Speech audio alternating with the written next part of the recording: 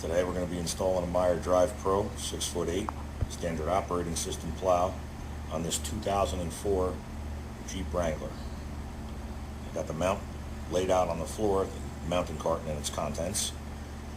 I got the battery cable just to get an idea of how long it is and how much I'm going to have to cut off of it rather than try to coil it up and tuck it behind the bumper.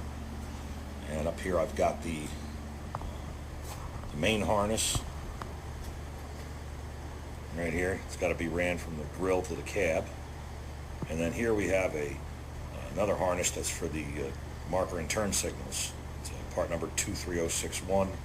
It allows you to make your connections up front for the marker and turn signals instead of running a wire all the way back to the trailer plug like Meyer instructs you to do.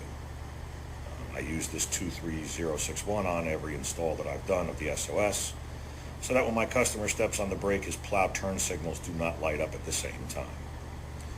Now we have the instructions here from Meyer, and really we just have to drill one hole on each side. So step A, using left hand and right hand side member as a template, drill 2 1-inch diameter holes in vehicle frame rails. Well, we're not going to do that. I never do.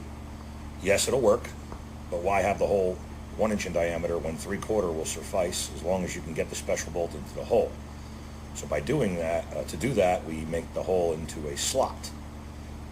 And the Wrangler uses 2 existing slots in the frame on each side, and we're just drilling for the 3rd bolt. I can show you that in a second, but let's just go back to the mounting carton pieces. Okay, getting a little ahead of myself, but so you see we have 3 special bolts and then 3 regular bolts for each side. Okay. What I found is that this plastic trim panel, bumper trim panel, needs to come off. I already removed the screws. We'll just take that out of the way. And the reason for it is, let's see, right here. Whoops. This piece is going to need to get cut off. Or we could trim it really close around the edge of the hole because the bracket will hit it. So, yeah. So as you can see on each side, we're going to have 3 special bolts. The 2 holes at the sides of the frame are going to use these spacers here against the frame first to space the bracket out and away from the steering box bolts, which you'll see eventually. And then the one here goes in the bottom of the frame rail, so we could actually use a nylock nut on it. Because of the spacers, there's not enough stud left, and we have to use a lock washer and a finish nut. This little impact driver is a dream come true. I used it with a 3/8 bit to remove the screws that hold the plastic bumper trim panel on. It went very quick. And then here's a dirty little secret. Here's a nice cheap set of drill bits, step drills from Harbor Freight. And I've been using these for 13 years to install plows. They're cheap, they're fast, and again, they're cheap. So rather than spend $64 on one bit, I bought these for 10 bucks. Sometimes less than 10 bucks. And if I get 2 or 3 installs out of them for 10 bucks, I'm still way ahead compared to that $60 drill bit.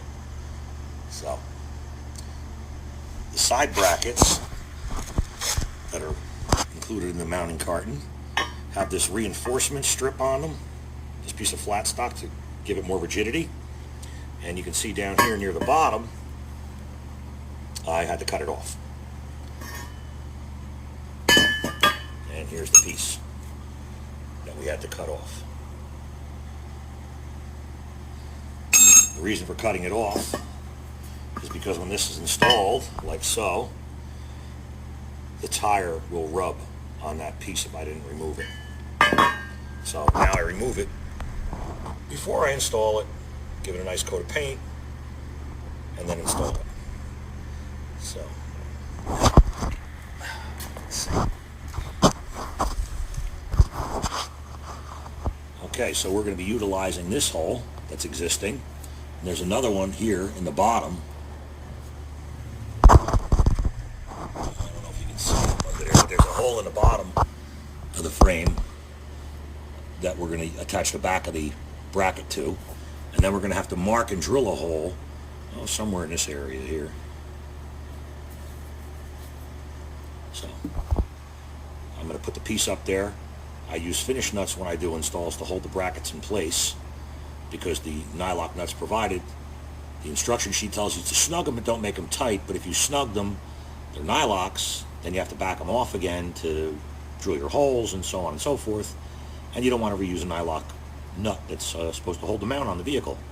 So I do all my fabricating, or whatever you want to call it, with finish nuts.